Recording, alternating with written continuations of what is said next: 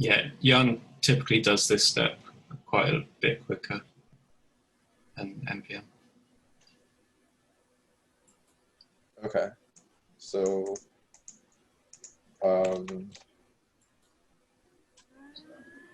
okay, this bit can. I'm just trying to exactly memorize the command, but npm install -g will give you like option to globally install something. npm -install and then? Sorry, npm -i, I think, for install. Okay. And then another hyphen for G. I might be talking rubbish here. I'm going to double check this. This is a JavaScript thing for like globally installing a JavaScript package. Got it. Using npm. So I'm just going to double check. Okay. My mistake. The -i should just be I by itself. And then just going to double check the global thing.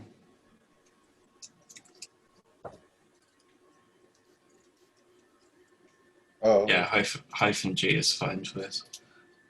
The name of the package is shadow CLJS. With, -g, is that right?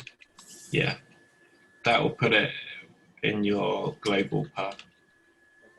So I mean, I was also looking at the shadow CLJS documentation for how to install. They have this thing called save dev. They wanted you to do this. I don't know what that is. Is that? So I think what that will do is, again, that's a JavaScript thing where I think it puts it into your dev dependencies. Because it's a dev-only tool, that makes sense. But I don't think you get shadow CLJS on your path when you do that. Oh, I see. Okay. It's like a local dependency at that point. Got it. Okay. So, which is a good idea. What does dev mean in the JavaScript world? Is it an alias, like the way we use it in Clojure?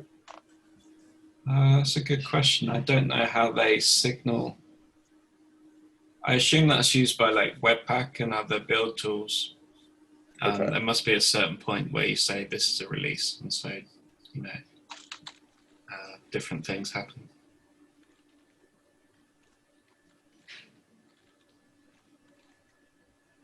Oh no. So good. Not root. Okay, that's a bit strange. Let me look up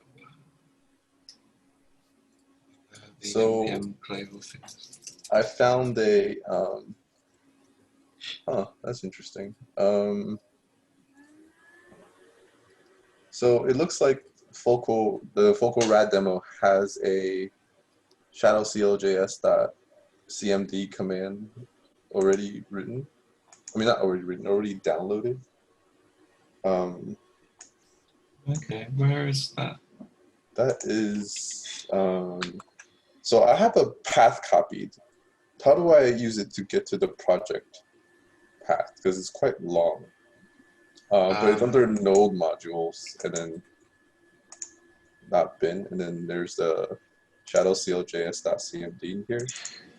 Okay. Yeah, that would certainly work for, imagine you have many different projects that you're working on. Having a local copy for each one where shadow CLJS is potentially at a different version is potentially a good thing. Yeah, I didn't put this. I mean, I just cloned it, and then I assumed when I ran the yarn by itself, it downloaded all these things for me. Yeah, it would have done that.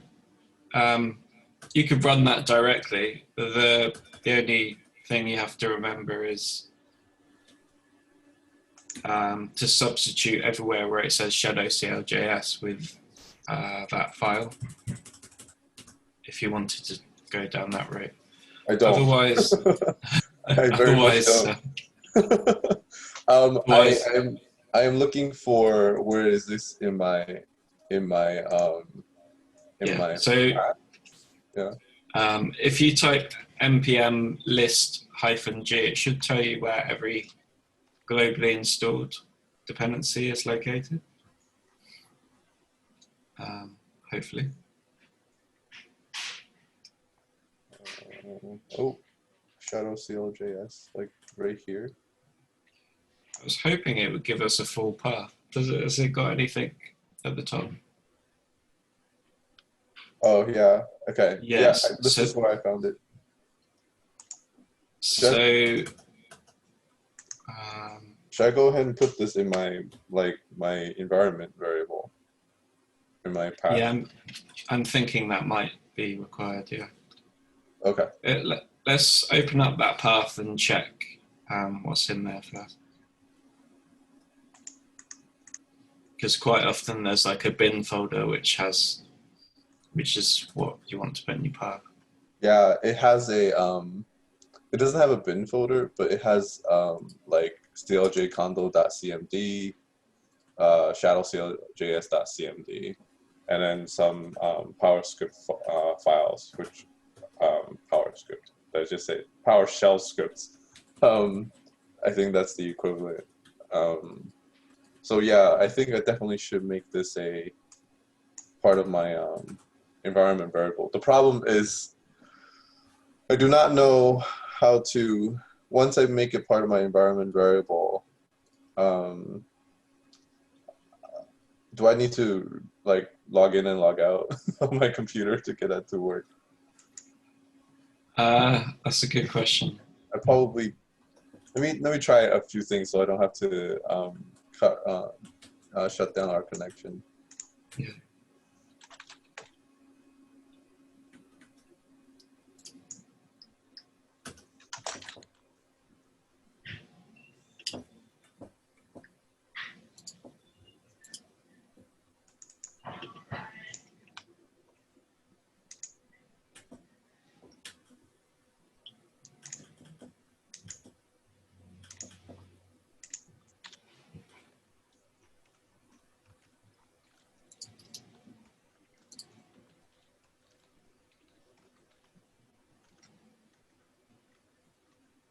Okay.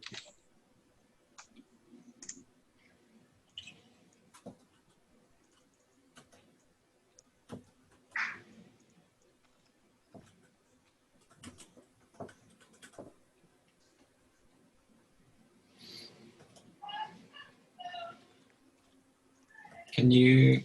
Oh, it's been such a long time since it's been in Windows. Can you echo like the path variable so you can see it? Oh, hold on. I think I just got it. Oh, shoot. Can I, yeah, so, darn it. I don't know PowerScript, PowerShell very well.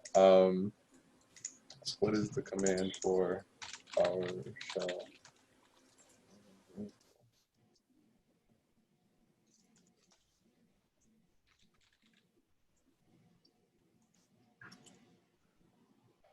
But I'm pretty sure it's not, it's been my, it's been my experience that I do need to kind of at least log out, maybe not reboot, but at least log out to like, Try, oh no, yeah, you got it. Although we can't scroll. Yeah, it doesn't, it doesn't wrap. You can also do, because I just looked it up, echo $path. Maybe that will give better. Maybe not. Is it lowercase path? Okay, never mind. I read the wrong part of the Stack Overflow thing. So I may have a solution for this. Yeah, here we go. No, stop. Okay, I think I can fix this. Maybe. I will have to switch to my terminal to instead of PowerShell, just a regular. Okay, and then shadow. So when I ran shadow CLJS, it asked me to do a shadow CLJS init. Oh no, why? I think maybe if I exit out of this and restart, that might help with the.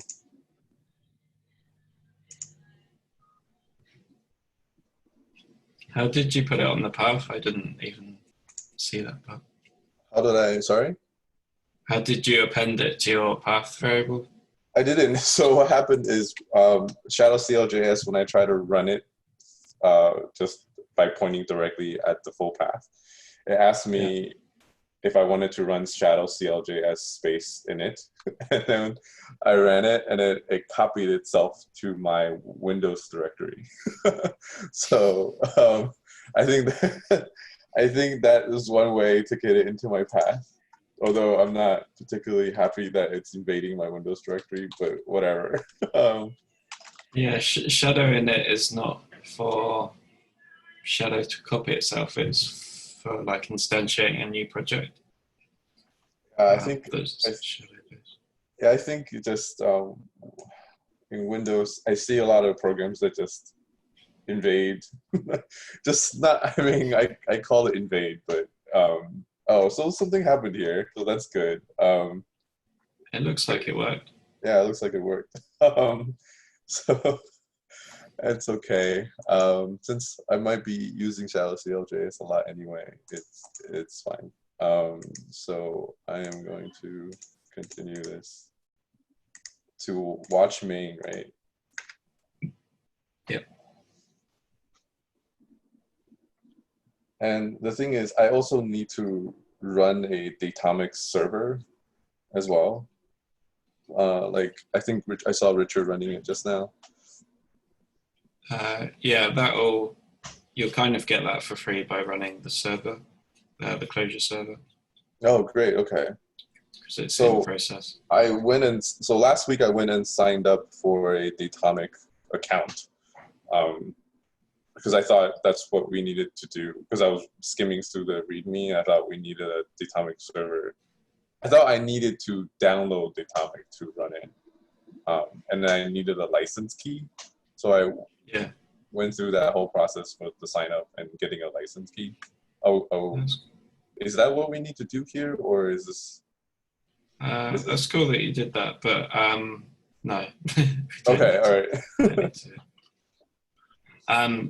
What's happening there is that the Datomic team tend to prefer you to be on their, I think it's called like Starter Edition or something like that. Yeah.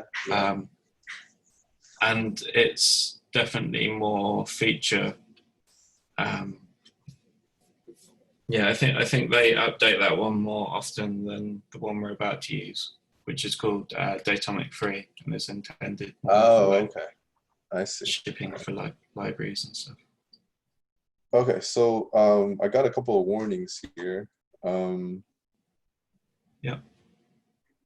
But it stopped. I'm assuming some kind of server is up. But can't tell really. Yeah, it looks like you're okay. So it's this. If you open a new tab.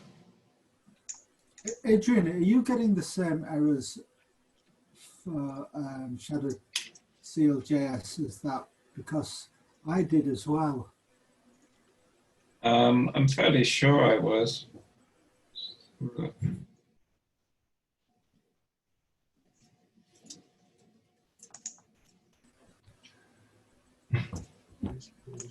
Away from that.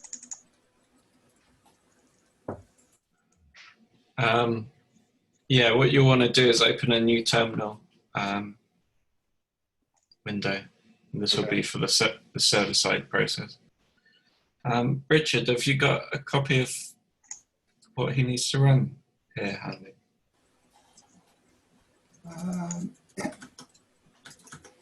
Yeah, is this running the shadow terminal or the? No, this is the other one, isn't it? Yeah. Yeah. I think we just need to know the alias. It's maybe something else. Yeah, I think it's CLJS. No, sorry, it's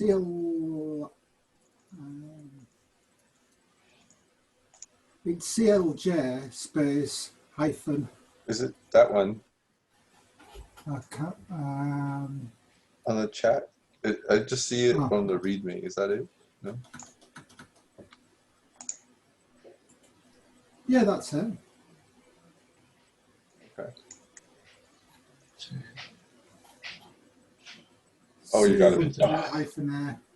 No, this is why I have to be. So the Windows CLJ has to be from PowerShell.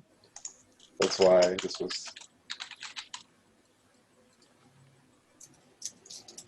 Let's see if this works. Oh wait, what's PowerShell? PowerShell. Yeah, I get those warnings as well.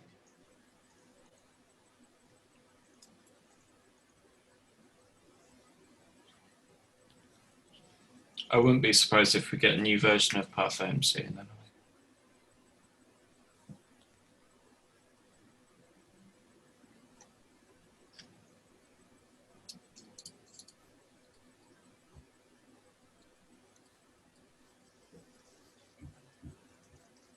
Okay, I got a REPL, so that's a good sign.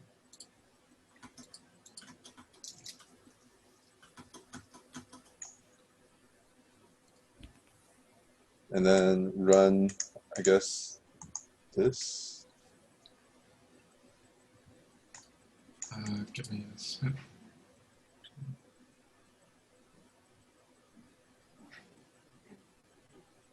Our development already refers to persist images with image keys. I have no idea what that means. Okay, I don't know. I ran development/go. Yeah, scroll up a little bit. Sure. So I think what this was doing was, so Datomic RAD has like a migration system in it. So when you define some attributes, it defines a schema for those attributes inside your Datomic database when you start it. Oh, where is it grabbing the migration stuff? It's doing it by, yeah, I'm not exactly sure. It's by the def attribute things as far as I'm aware. In dev, like here? In the, oh, I'm sorry, like here? I think they're in defining the application. Oh, So okay. they're part of like business logic. Well, so this is like some sort of it's running some sort of migration file so that it would get caught up, like the database would get caught up to whatever state it needs to be in. Yeah. And Okay. then it's put some seed data in there for you as well. Got it. Okay. So now that I've got to this stage, let's see. It says, so I'm at the part where running a SQL-based server, but we want to. Sorry, go ahead. I didn't see what command you put, but this is Datomic output. So I think you can do localhost 3000 and you should be good. Oh, okay. All right, let me try that. So I noticed that the next stage in the next thing that I'm supposed to be doing. Okay, so I don't know if you guys can actually see my browser. Probably not, right? Like you don't see it. Okay. So I do have the demo up now. Let me share my screen.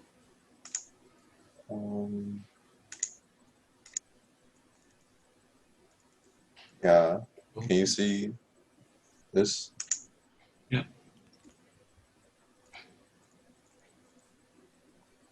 So right now it's using Datomic free to as the backend um, for the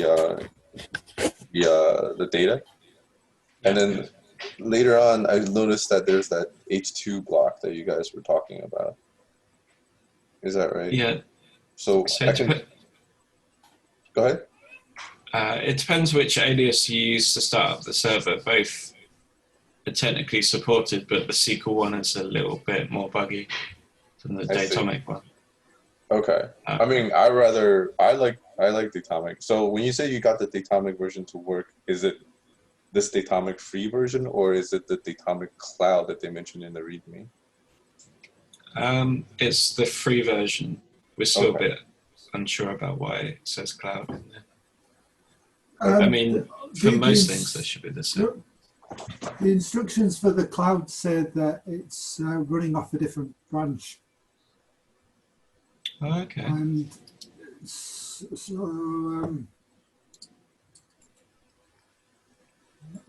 if I've got the, Fulcro RAD demo. Using the Datomic Cloud, please see the Datomic Cloud branch of this repository. An alternative setup is required. I mean, I've used Atomic Cloud once before, but it's not a free thing. You need like an AWS account, and I think it's like 30 quid a month to play with that, I guess. Yeah.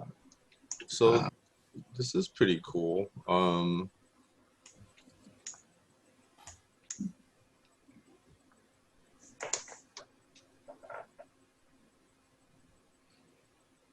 Yeah, I mean, at this point, we don't even know how most of this works, so that'd probably be a better point. Yeah, I was trying to see if I could see if there is any state change, but obviously there isn't. But maybe if I just do something. Oh yes.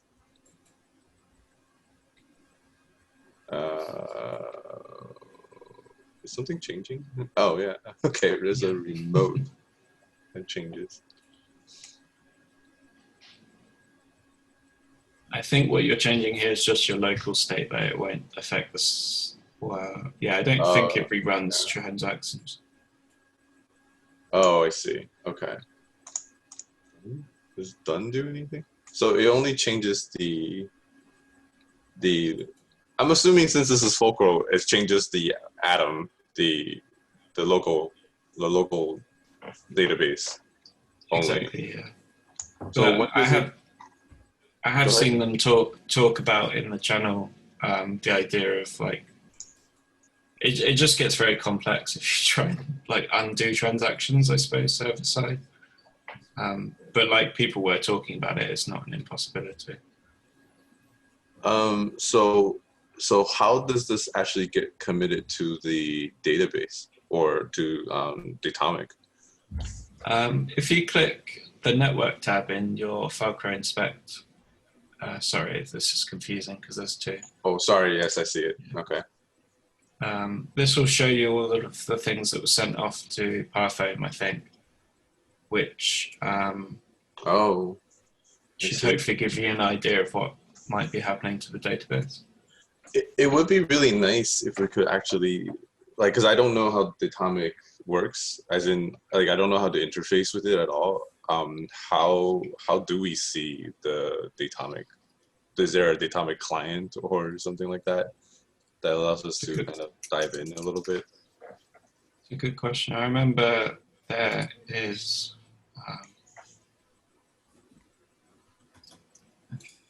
it's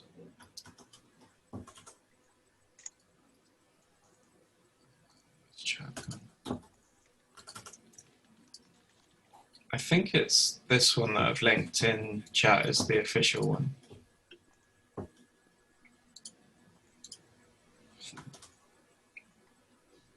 But I know they were also sort of working on Rebel, if you've ever heard of that, for this kind of purpose as well. Oh, okay.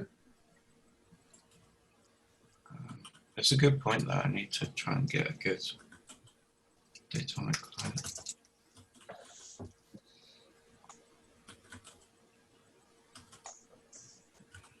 bin/console.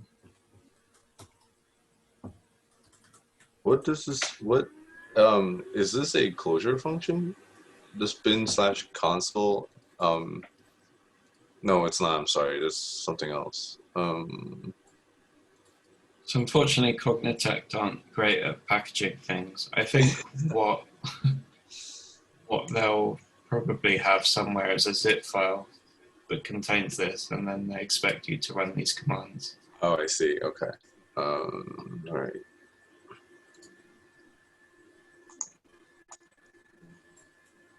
I don't know if this is going to be complicated or not. I wonder, is there a Datomic channel? I'm just gonna add somebody on the Datomic channel. Yeah, it's a good idea. There is, yeah. Is that console definitely definitely for the version that we're running, the free version? Maybe. I'm not sure, to be honest. Okay. You would assume it'd work with most versions, but maybe not.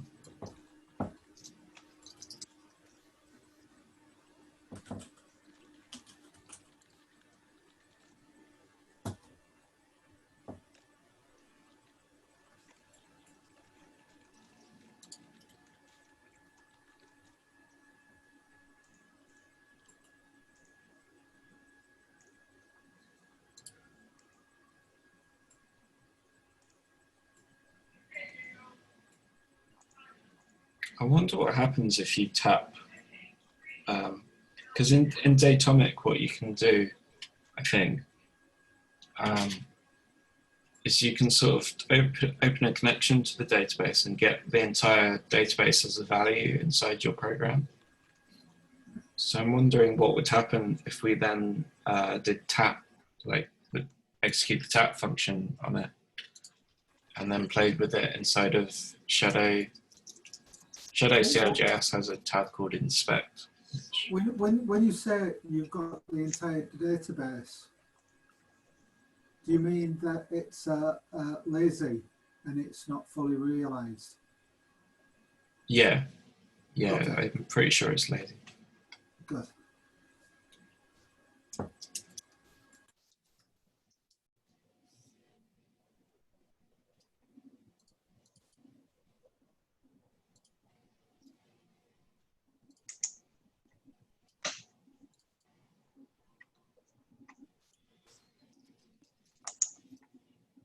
Yeah, I'm going to open up my repo and try and figure out if I can see what's inside my database.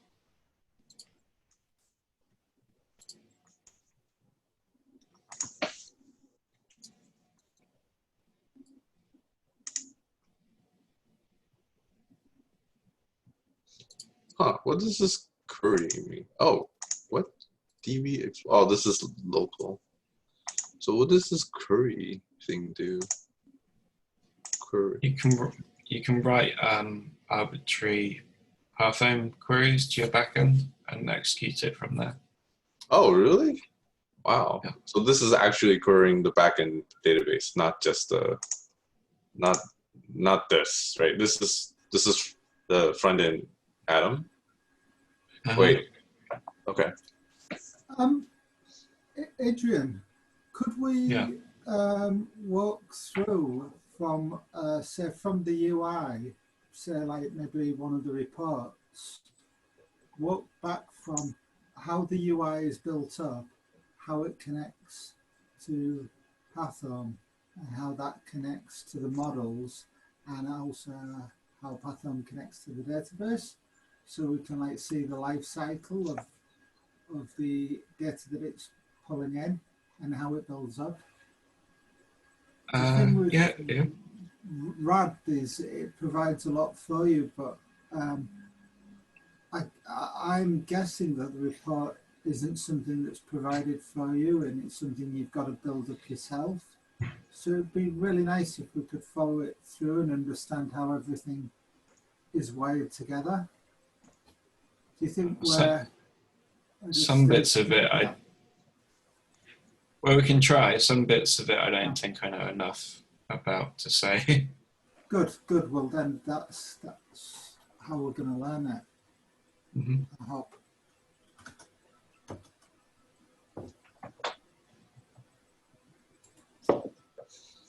I mean, should we try a simpler page like this page then? The inventory report. I'm just going to grep the code base for that. Okay, so it looks like what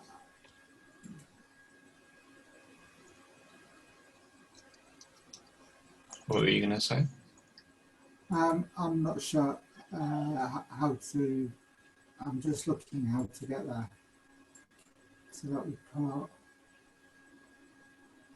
Okay. So it says inventory B1. Okay. Let me share my screen as well. Okay. Oh, I'll stop sharing.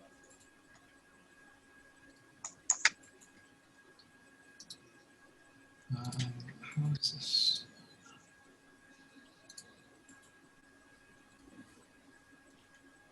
So, yeah, I grepped the project for, what was it, inventory report. Yeah. It looks like this file here under UI has item forms.clj. See?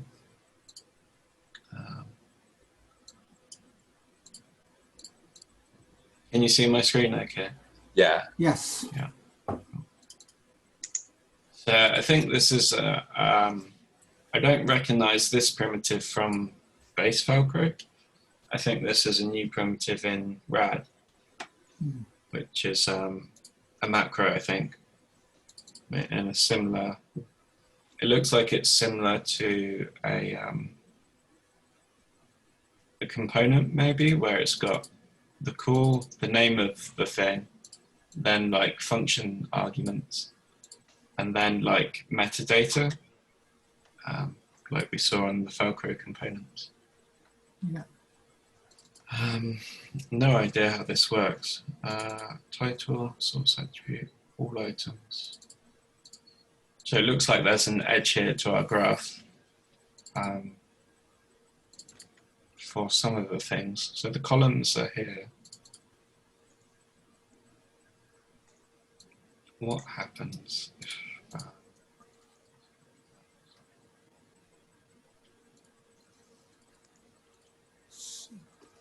don't even know if mine's running or not. So.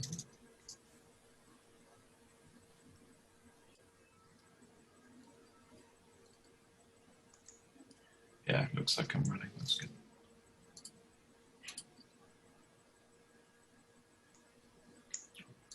Okay.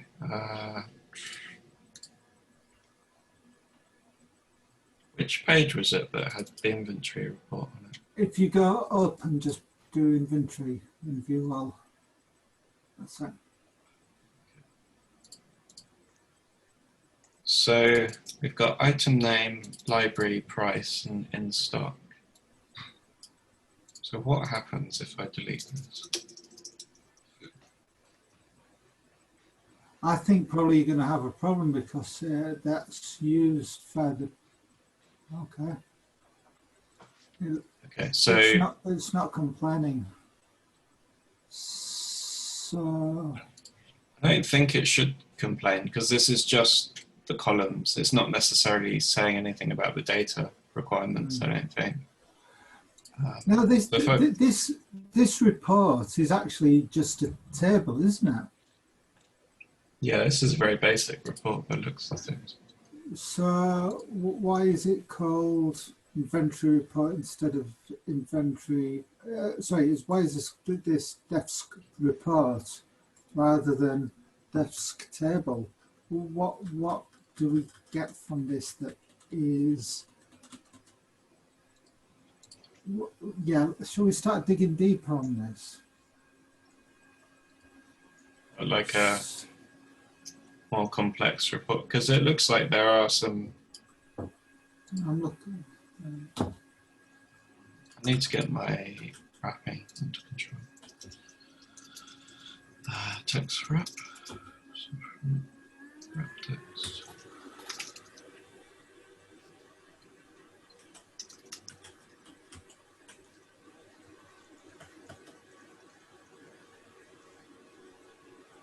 What's the name of the file that's holding the inventory report?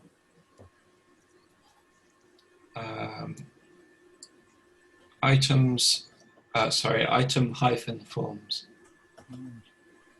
in the UI section. Hmm.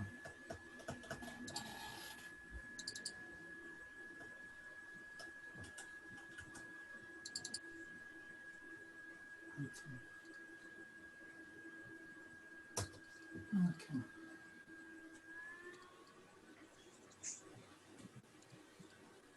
Yeah, it seems like we have a couple of like new primitives. Like this one is defsc report, whereas this one is defsc form. Just seems like we've got maybe a couple.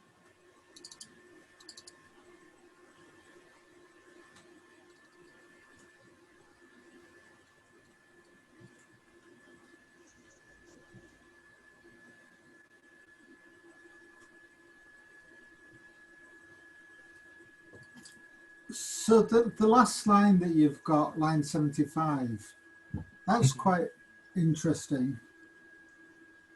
Route in item inventory report.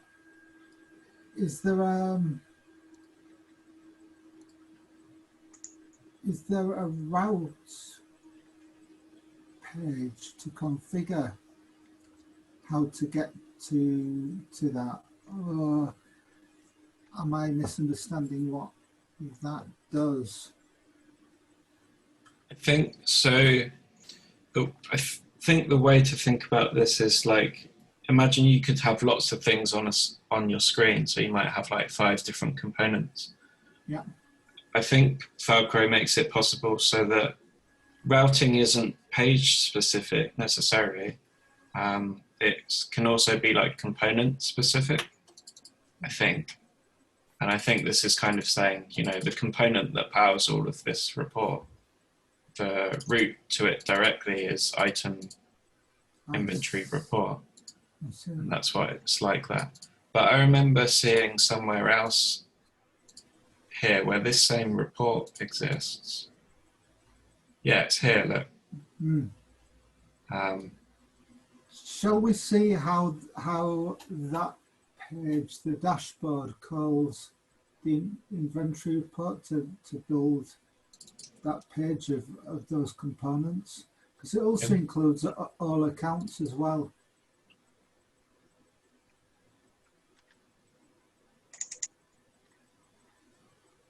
That's interesting. That's got a def router, main router on that page. So that's the dashboard, yeah? It's just, maybe. It's just a place that I found that has the word dashboard in it.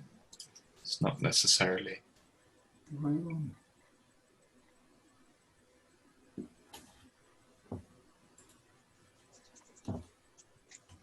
It's quite a tricky thing to search the code base for, really. Yeah. This might have it. Com example UI dashboard. Let's check that out. Dashboard. Okay, so there's yet another primitive here, container. Yes. It has these children. These are the reports that we saw earlier. Yeah. So let's see if we can delete that report then from here.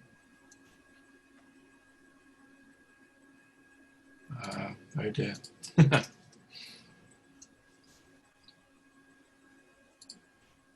it doesn't like it when I do that. Oh, is it because it? Yeah, I think maybe because of the priest. Oh, never mind.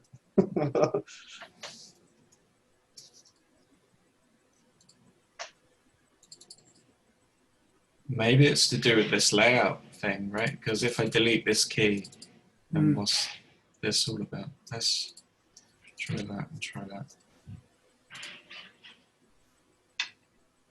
Yeah, okay. Oh, that's great. So I'm guessing that's how the dashboard kind of works. It's using this primitive to sort of make, yeah, lots of things. Container options layout. Interesting. And then you've got container options, children. It's got the route thing again. You can route exactly to this thing. Yeah. I've got lots of questions. It's a shame we've not got Tony here to walk us through it. For example, like this UI dashboard, is it available to everyone that's logged in? How does it have security on the specific roles within user roles? Do we have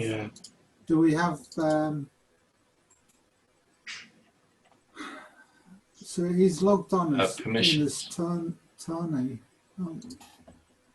authorization. That's in the model.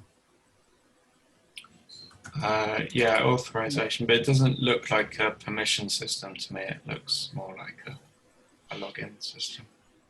Yeah.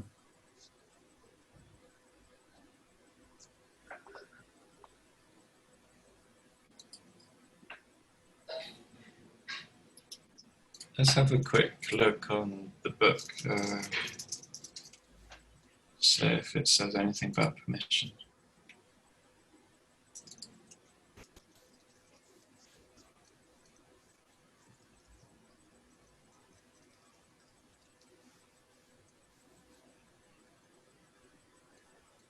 Opt-in extensible authentication mechanism not yet fleshed out.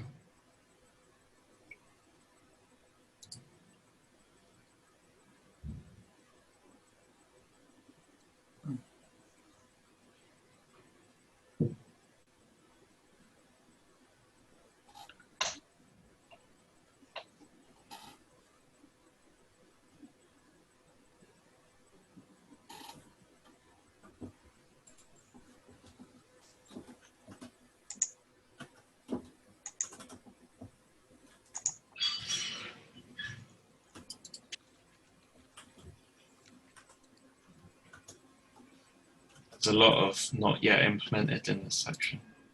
Yeah.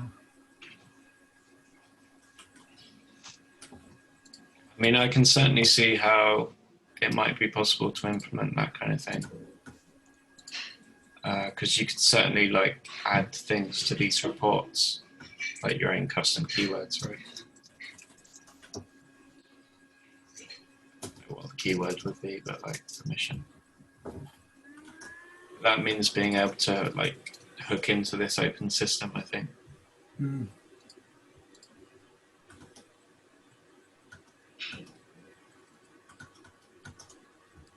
Do you remember his first video on RAD, where like he showed two different authentication providers? So you went to a form, like form A, and it had two different,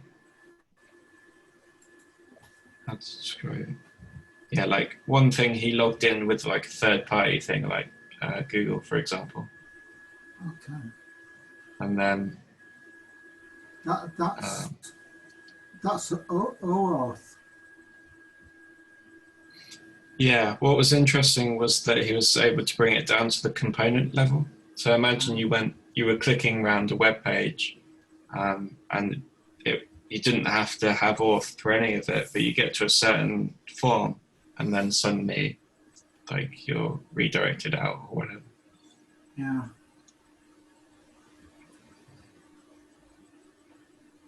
But yeah, it's a good point. You definitely need to be having some kind of permission system. I wonder how normal Fulcro deals with that. All right, 20 minutes, and we're starting.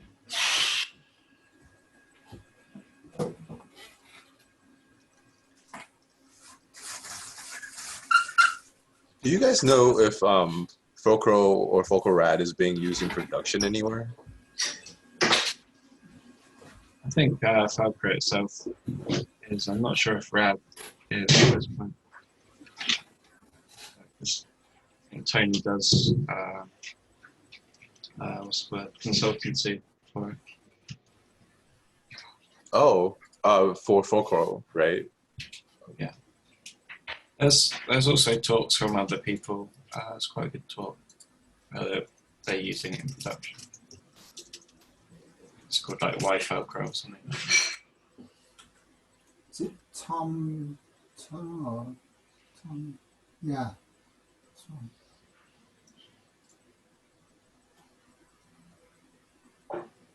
Tom Tor, okay.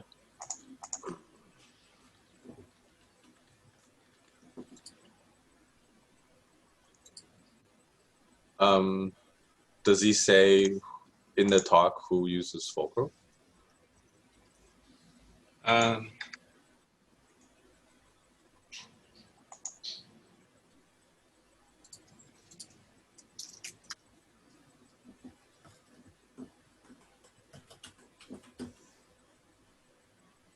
Oh, okay.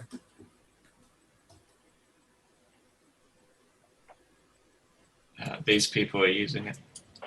Okay. I assume they're using either 2 or 3 at this point, though. I don't think I've heard of anyone using RAD. Okay. The reason why I asked is because I'm noticing more and more that a lot of Clojure jobs are rather Clojure script jobs. And I was wondering what direction to go into if I want to find a Clojure. Like, I don't care which Clojure job I find, as long as they use Clojure. But since I'm not familiar with Clojure script, I'm not familiar with JavaScript or Clojure script, I'm not sure what to learn and to kind of, I'm not sure what libraries to learn to kind of like get a leg up on what kind of developers they're looking for, because a lot of the Clojure script jobs are really vague on what they're looking for. Yeah, I would definitely say if you need a job right now kind of thing, you should learn VFrame for... Yeah, and I bookmarked this the last time we talked about it. I think I can give you a couple of other recommendations. So there's Luminous, which is just a collection of libraries, and so you can use Luminous with VFrame as well, but Luminous is quite popular, and also the web development Clojure book is, I think, built using Luminous, or the author of Luminous is also the author of that book. Oh, web development with Clojure is got a cherry tree, Dmitry Saltnikov. That's it. Is it? Okay. Cool. Thanks. Yeah, he's done Luminous as well. Okay.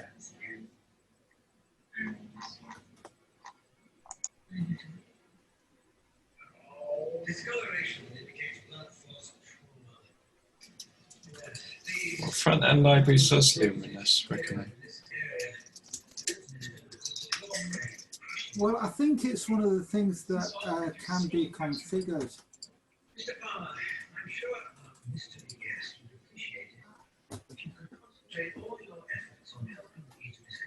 And also, I've not tried this myself, but I'm going to paste into the chat another recommendation. But I think this one's from Sean Caulfield. So it's like a basic web app. I've not tried it, so I don't know how much detail it goes into, but that's quite useful. But the Luminous one, I think, is definitely worth trying a few demo applications. And it's quite easy to build a starting app.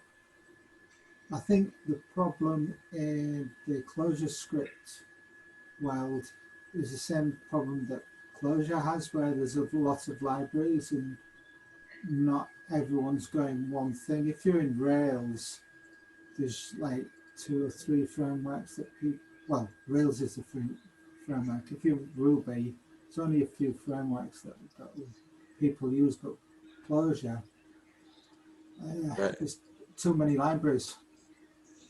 Yeah, yeah.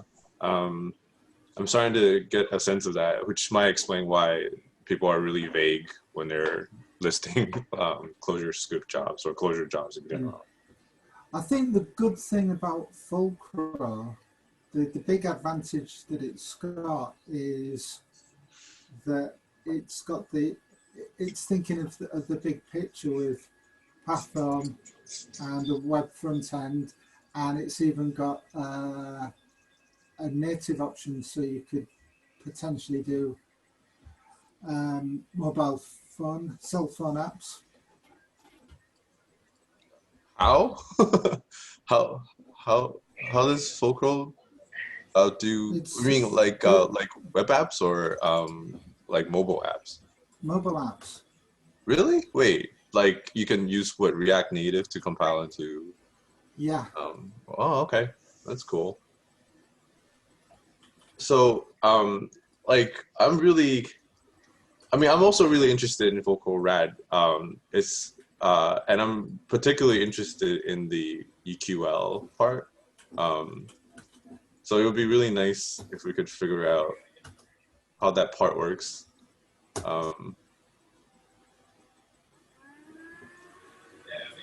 Yes. Yeah, I completely agree. I think we've really got to understand the full framework and sending data across the line and really configuring that. In the chat, I've also pasted the link to Fulcro Native. Oh, this is like React, Fulcro with React Native. Okay, got it. Yeah. Cool. Yeah, I think if you're going to commercial ClojureScript, yeah, definitely learn Reagent, because if you use Fulcro, Reframe, Reframe is just like a thing on top of Reagent. Oh, I see. Okay. So I think in most commercial settings, yeah, you're going to be using Reagent. Why why is there another library on top of Reagent? If Reagent is interfacing directly with I assume React. Mm-hmm. Why is there another library? Why is there a free frame on top of Reagent? So this is a similar kind of thing to what's happened in the JavaScript world. So you can have just plain React in the JavaScript world, but the problem is that React only does one thing, which is to take your XML looking HTML and to like flush that out to the page. So you sort of say, you know, I want my page to look something like this, and it's up to React to do like complex diffing and stuff to make sure that the thing that you specify in your React application is what is actually happening on the screen. Right. So it's like a declarative layer for just describing what should be on the screen. That's all it does, really. So if you want, what people often find is quite funny actually, because I've been watching a couple of Clojure people who have very little ClojureScript experience streaming lately, and they've been just putting together like little demo ClojureScript applications. And what they find really quickly is you don't really know how to handle your data at all on the client side. I should be able to give you an example of this actually.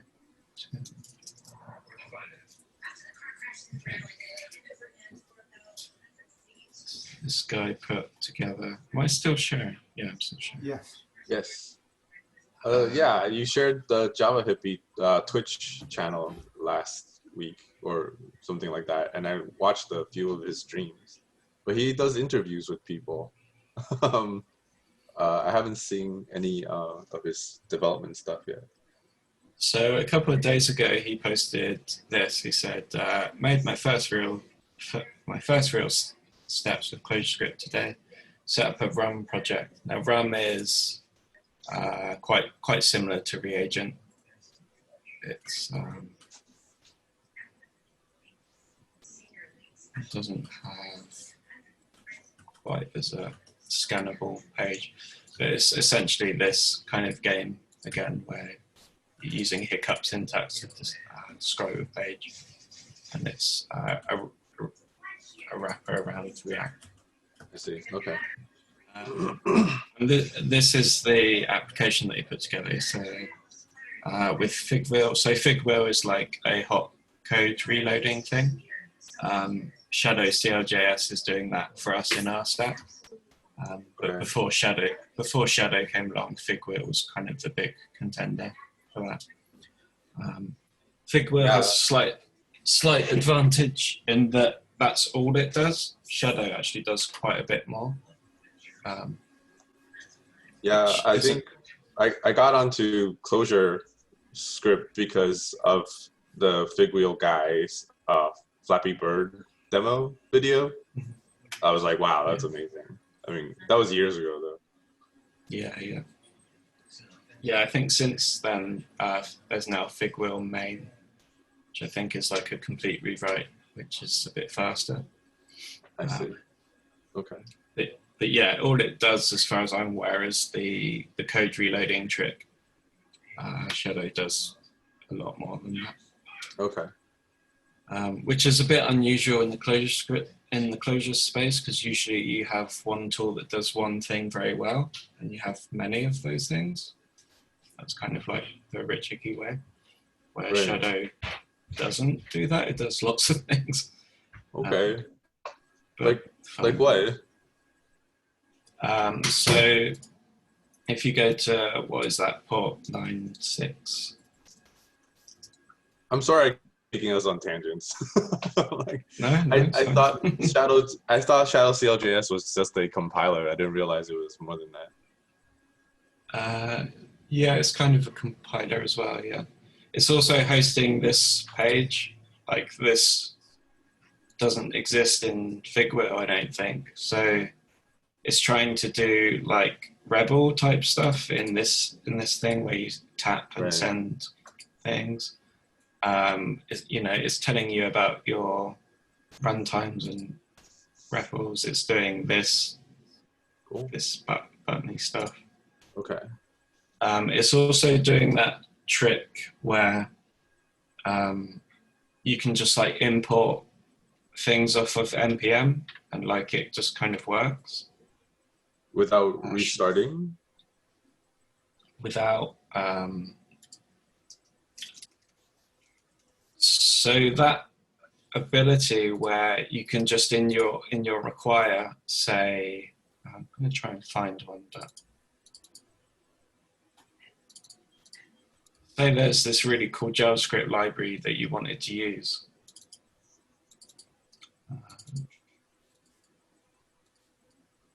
Fortunately, we don't seem to have one in here.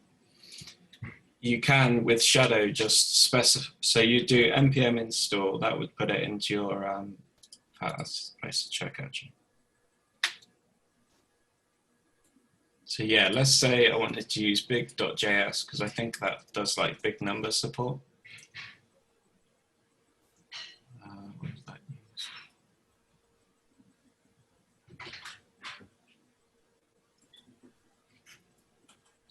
What you can do in your require is install it into your project and then just say, okay, I want, I've forgotten the syntax of this, but big.js adds JS, and that ability there just works when you're using Shadow CLJS, but that's not like a native feature of ClojureScript.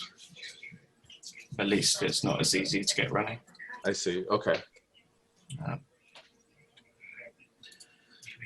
Okay, what was I talking about?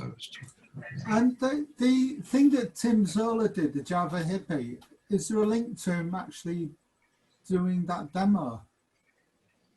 No, I've never seen this before, apart from here. Because you've added a comment saying cool demo, and I thought you'd seen a demo of it. Yeah, I haven't seen it on his Twitch. I've watched most of his Twitch channel, and I didn't see it there. Okay. So I think he did this on the online. screenshot. Yeah, but the whole application's in this screenshot. So. Ah, really? So, Yeah. I think you were about to say, like, I don't know if you want to pause recording, but you were about to say something about how people don't know how to use data. Yeah, so if we have a look at this screenshot that we've got here, Yeah. and the things that he says, actually, I'm not really happy with the way I treat the atom. The API only lets me fetch one post at a time, so I'm updating it 20 times in a row. This feels like it could be improved, but I really like the update yourself if your data changes thing. So what he's not happy about here on line 9, he's defining the application state as an atom. And then he's defining these two functions, fetch post and fetch latest. And what those functions are doing asynchronous HTTP requests out to hack and use APIs based off Firebase IO, by the looks of it. And then putting that state that they presumably find inside of the atom with line 15, I think, so swapping the app state, putting the new body in. So what he was finding is that I think line 25 and line 32 are just sort of functions about the view, but he wasn't particularly happy about how the state management would sort of grow as this application presumably growed. It just feels a bit like on line 41, I think he's just fetching the latest when the application mounts. And that's it. It's kind of like a wild west of data. So like you just put whatever you want. There's no sort of strict thing around the data. So like if you had another developer come on, they're not going to know potentially what keys that are there, what kind of life cycle that data should have, when it should appear, when it should disappear, what it should do when you click things on the UI. It gets a bit tough. Potentially as well, if you duplicate data in any way, and then you update one but not the other, like your whole application is a little bit inconsistent with itself. So this, I would say, is, what were you going to say, Richard? No, you carry on, and then I'll come in. So yeah, like most people, even in the JavaScript world, want to reach towards something that gives a certain amount of rules to how the data flow should work. So for a long time, the big one in JavaScript was Redux, but this is actually quite an area of churn for JavaScript. I think their latest one is Recoil, which is this one, which is fairly similar to our version of Reagent. I'm just going to focus on Redux at the moment because it's quite similar to Reframe. And so what Redux does is it starts putting a little bit of like rules around how data should be updated. So it's been a long time since I've looked at this.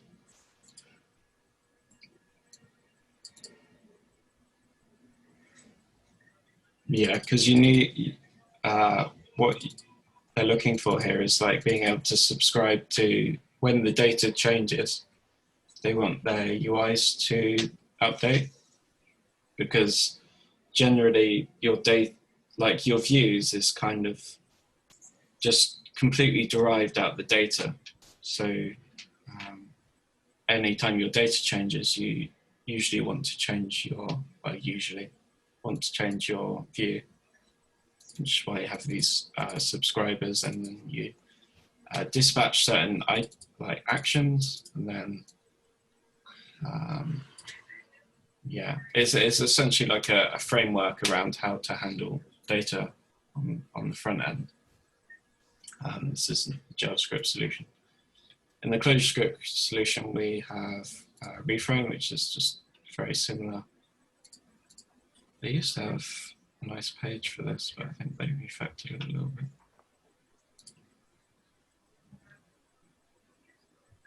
Which you might have encountered this documentation before, I'm not sure.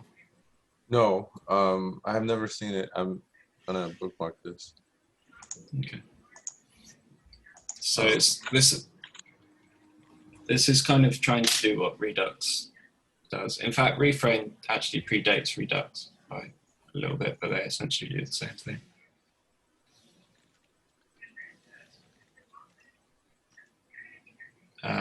And yeah, ideally this makes it a bit of a less sort of Wild West of data handling. It gives you some logic to follow in terms of like dispatching updates to your view and that kind of stuff. How do I get to this page? I can't. My Googling skills are failing me. If you go to the home page. Reframeproject.org? No, that's not right. Reframe GitHub. Okay. I think I clicked here. Okay, got it. Thanks. And then the basics. All right, thank you.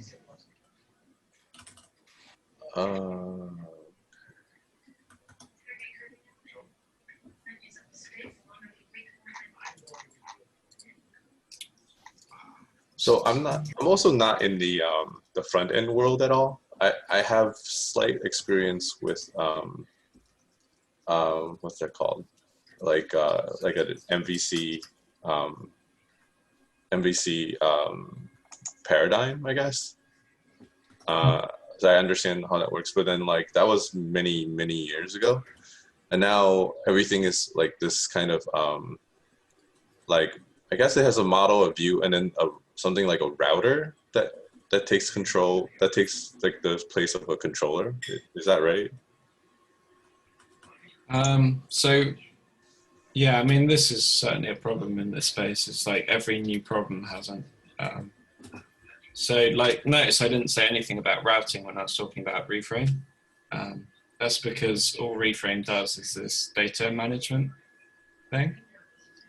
I know there's a lot of companies out there that use ClojureScript that are using Reframe.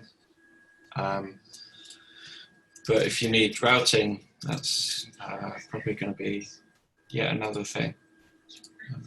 Well, I bring this up because I noticed that that Fulcro, in the Fulcro code that we just saw, there were routers there, and I assume that's part of Fulcro. Yeah, it is. Fulcro is another thing that kind of goes against the grain of Clojure, I suppose, which is it does lots and lots of things. Oh, okay, all right. The same. So both Shadow and Fulcro both do lots and lots of things without breaking it out into libraries, for better or for worse. I mean, there's certainly trade-offs for both of those approaches. So going back to the what's his name, Java hippie. What's his real name? Tim Zoller. Tim Zoller. Tim Zoller. Oh, okay. So so how could he have done this in a way where he doesn't have to? Like, you were saying that there was a problem here? Was the problem that he was just doing a swap with the atom repeatedly, and that he didn't have like a framework that helped him manage the state of the atom? I mean, at this scale of the app, it's not necessarily a problem. Like you can keep this entire page in your head. So yeah, essentially what you said is accurate. Oh, okay. I mean, how could he have done it better? I mean, so for me, this is how I would do it too. I guess like the idea that I would just update the state of the atom with new like fetches of the Hacker News API. Yeah. That makes sense to me, but I mean, how else, like if you can't, like every time you fetch the API, you just do an update. I don't know how else you would do it. Yeah. I've forgotten his name. I think, do you actually need an app state? So you're going to go fetch data from a database, and you've got in there the render part of the application. So do you actually need an atom? You just need from the fetching the data. You just need the data as an item in your render post. So that's got the apps, that's got the app state, and the fetch later is right into the app state. But why do you need to actually write to the app state?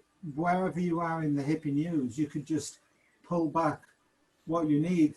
So the fetch could like fetch 20, and then when you scroll down, Right. You pass it the next 20, and it can pull that, and it just you don't need to have an atom. I see. Right. You don't. Right. You can just discard you don't even need a state. Right. I see. I think. Well, I don't know the RUM framework, so there might be a reason to keep building it up and up. So, but yeah, you could have it where a page. It would be possible. I think most people tend to keep it inside an atom, whether it's like reagent atom or whatever, because the React framework can re-render little components for lots of different reasons. So if you weren't processing that data anywhere, and you fetched it, and then React had to re-render that component, maybe something underneath it had to change, or it's kind of hard to tell why React might need to re-render the component. But you would lose the data, I think. You would it would no longer be visible on the screen on the next render. So I assume that's why it's inside of an atom, just for that sense, for that persistence. So when you've got an application like this, it's using React, and that's taking the responsibility of updating the DOM. In a way, it's acting like logic programming, where you tell it what you want it to do, and it decides the best way to do it. Yeah. It's the same thing with SQL databases. You describe the data you want, and it decides the most efficient way of pulling that back. Yeah, just the idea of being able to declaratively say what you want to happen without getting into the weeds of how it happens. And that's what we're hoping Fulcro is going to do for us with things like higher level things. Going back to what I think it's a matter of scale in your application as well, in terms of like, if you have an application like this one, and you have this kind of approach of like just fetching the things and trying to, like, he's just put fetch latest on line 41. So like this page will only update its data once you come to it. But like web SPAs might want to have the data updated on their pages at any, imagine there's a button, for example, to like refresh the page, that kind of thing. You have to start spreading out your function calls to fetch latest to numerous different places. And then if you get different components, you have to start tracking when is it appropriate to load in more data.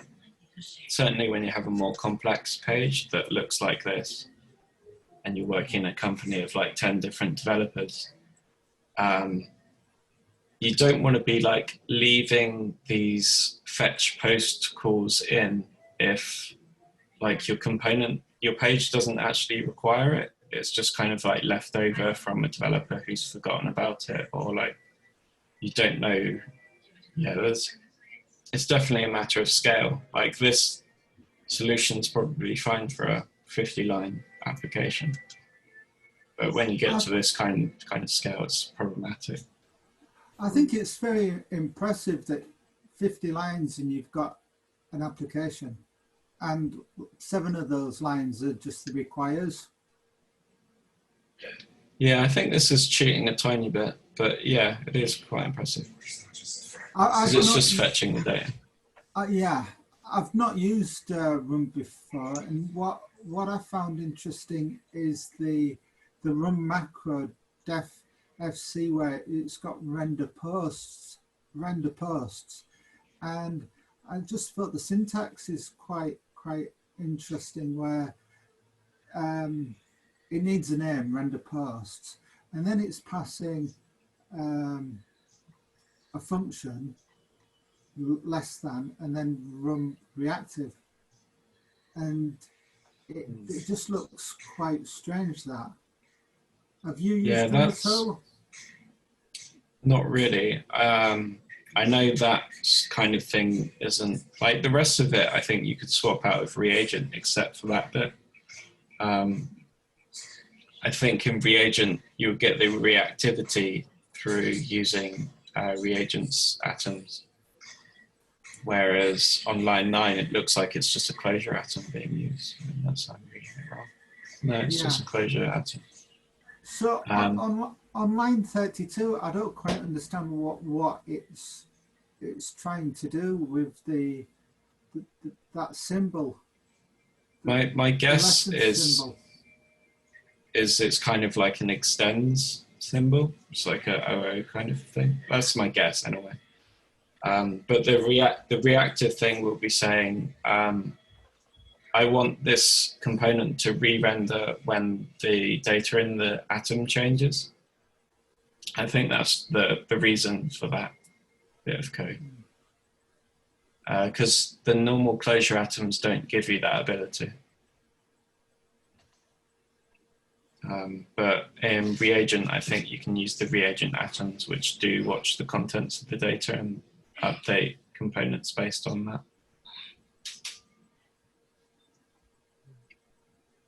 It just looks like Run works a little bit differently.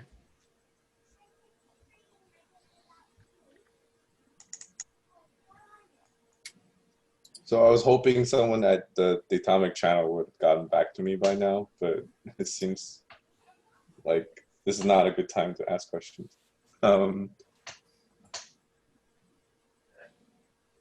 But yeah, so so for next time, yeah, I would really like to start playing around with like data log and EQL. That would be really nice to see how that works with a web framework. I'd like to work out how we get how the front end connects with the back end, the full path through it, and maybe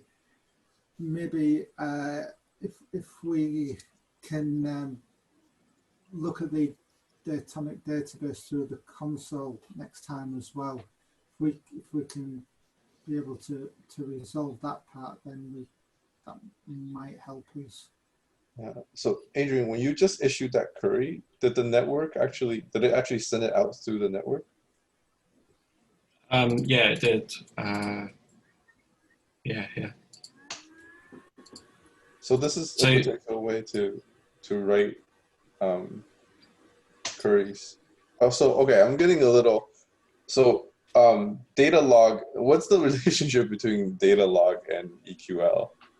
So EQL is the Eden way of like writing queries, while data log looks like almost like a vector to me.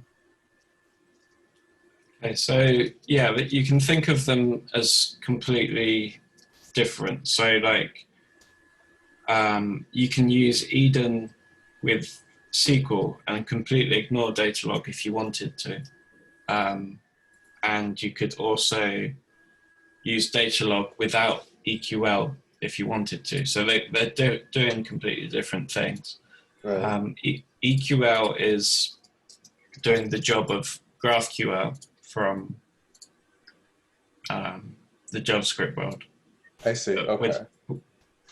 But in a more closure-y way. Yeah, no types and Eden semantics.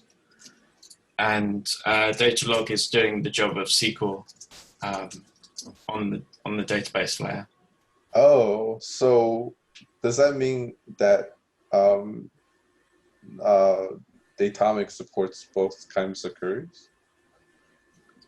I think with Datomic 3 it just supports Datalog, but I think with Datomic, one of the paid for, I think there's technically SQL analytics support.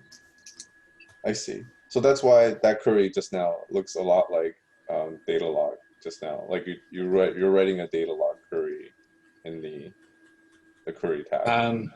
So what I just wrote here is a EQL query. If I run this query, what happens is the front end sends this query over the network, and then Parthome on the server side picks up the query and tries to start satisfying the query. You can do both reads and writes, but I'm still not 100% sure how to do writes through this bit. I'm not sure about this, because if you switch to your IDE, there is in the application in source datomic.com example components. Is it loading? That's a bit weird. Oh, okay. There's database queries, and that's using the Datomic API. So why have we got these if Parthome was doing the work of the query? Because they are two different things. They do two different roles. So what's using this? So Parthome is taking in a query that is essentially like the the GraphQL query. Okay. So if we have a look at an example GraphQL query, a GraphQL query would say, okay, I want this name and I want this height and I want this mass. And then the response that you get is the information. So we did this particular query where we asked for this edge and we got this information back. Now how GraphQL works is that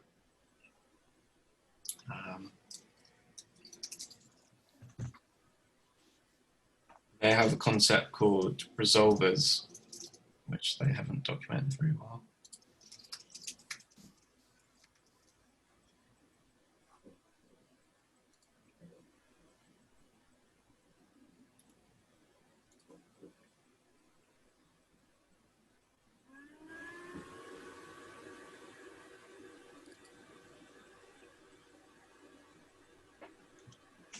So here they've got how good is your JavaScript reading? Yeah, sure. That's fine. Okay. Fine, yeah. Well, that's really JSON, isn't it? That query. It could. I don't know if it's. It'll be close to JSON, yeah. Yeah. Here, what they're saying is they're defining a schema, and they're saying these are the two things that we're exposing to the world: number 6 and number 7. And so, when clients ask this server, "What can you provide me?"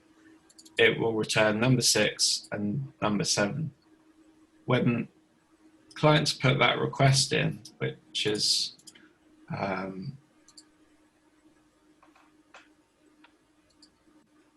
something they would do at this stage, where we could say number 6. Obviously, that's not going to work because we haven't defined that. But when they put that request in, that will get sent to the server, and then it's up to the GraphQL server to see that number 6 came in, and that it needs to return some data. And the way that you do that as a server-side developer is you register functions to certain properties.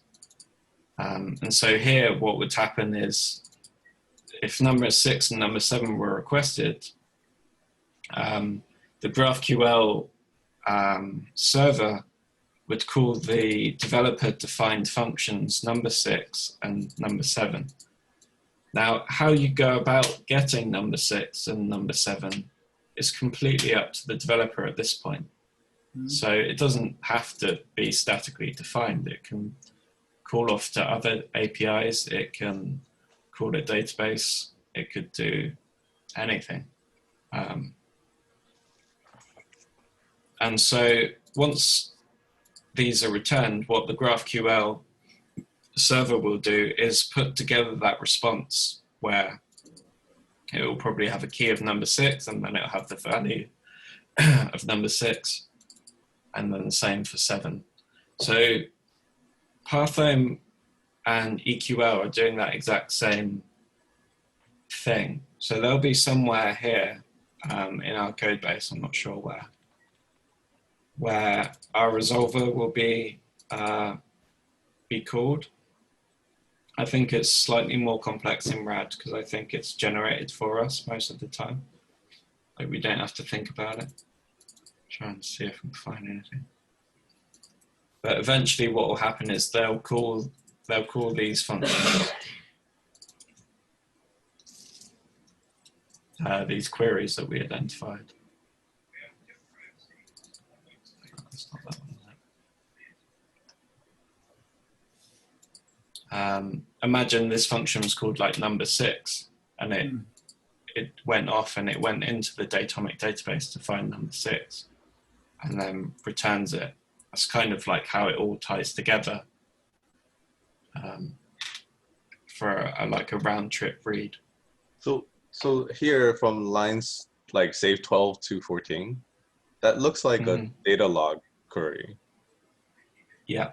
And so like this, I think, are you saying, Adrian, are you saying that this then gets passed to Python, and Python transforms this into a EQL query, and then that's why we're getting EQL query results back?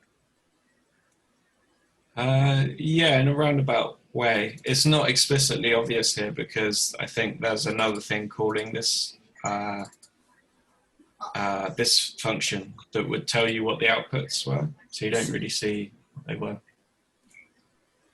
So Datomic, the syntax that it's using is based on data log, and that, what I understand from what I'm seeing here, is that is calling the Datomic database.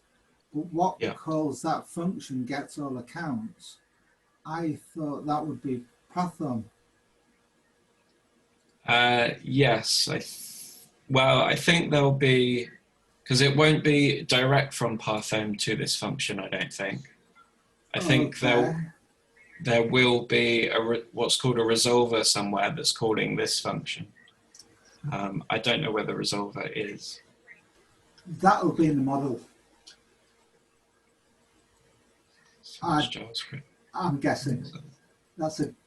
Yeah, I'm guessing that, but I'd say the model.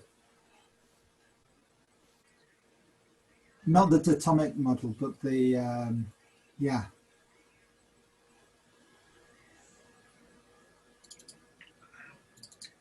I get the impression if we were just on normal Fulcro, I think we would see the result, because here's a pathom resolver. Yes. How come it's got is this your condo not recognizing things? Yeah, I think I haven't configured this. I think I can say this is the same as a function, and then it will resolve some of it. What are we looking at here? What is this pathom function call? So we're looking at a resolver. So this is a similar thing that you might find in GraphQL. And the resolver says it takes a set. I still don't fully understand this, but I know like how it's kind of working. This key is saying that this resolver is expecting this input. So this is like a primary key where the item ID is the primary key for this particular resolver. And then it's saying it will output these two properties. So it's saying, if you give me an item ID, I can tell you what category it is in and what label that category has. And then the rest of this will be, this could be SQL, it could be Datomic, it could be anything. To be honest, I don't know how this particular bit is working, but the result of this will be the data in this shape. So get in. Yeah, I'm not sure how those two lines are working. Can we find a more simple result? If you go to, if you keep in that file, higher up. Here's a good one. Because it calls the queries that we saw earlier. Yeah. So it says it outputs the account ID. So you can see the key is the account ID. So that will come back to the user. And get invoice customer ID given an invoice ID. So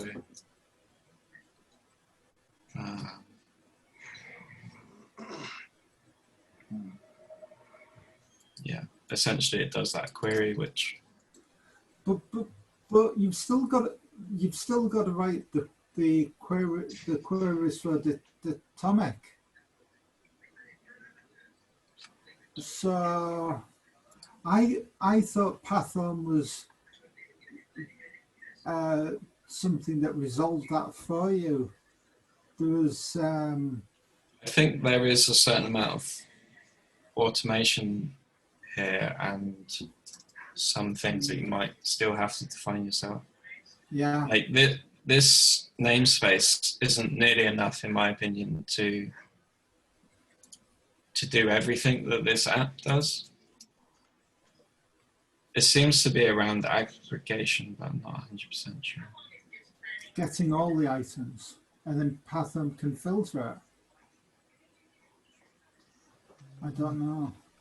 Yeah, I'm not sure. So I wonder if is it worth it to because you know how the way I was learning Fulcro with you guys was that we were starting from like a pretty basic bare bones setup. Would it be worth it to do that for RAD or for specifically to learn EQL and data log? Or is there a better way? I think we were just going to finish up because we'd nearly got the server communication working on the old one. So it'd be nice to just finish that off. But yeah, Okay. it would be good at some point to switch over to RAD. It's So hard to tell when. The thing with RAD though is it's rapid application development, so you can't. I don't think it's feasible to start from scratch with RAD and build it up slowly. You've got to be able to just have the like the we've got RAD demo, but we've not done Fulcro RAD. If we started with Fulcro RAD, we'd have to build the paths and the connections that way. So that I think that's the only step we can take with the Fulcro RAD version. We can't start from absolutely nothing like we did with the other one, Fulcro the hardware. Don't think so. should we, like, is it possible to take what we have so far and then use that to learn data log or to learn EQL? We could do that, I think. We could certainly try and use it and see, play with it and stuff. We'll run datomic queries and EQL queries and mutations, which are the writing version of EQL. Yeah, I mean, I wonder, for what Richard said, like, it sounds like if we just start playing around with the demo, we might miss out on some of the inner workings. Like right now, I don't even know how to interface with Datomic, which I think, would be nice to figure out. Yeah. Yeah. Yeah.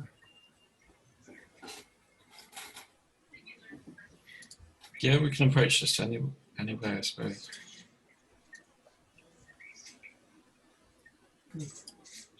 I think we've come to the end of our time, and I need to log off. Yeah, me too. Yeah, that was fun, guys. Thanks for helping me with the setup. It was good. We all made progress. Thanks, Adrian, and thank you, Jay. Yeah, thank you, guys. Cheers, guys. See you next time. Next week. See you next week. Yep. Have a good week. Yep. You too. Goodbye. All right. Bye. Bye.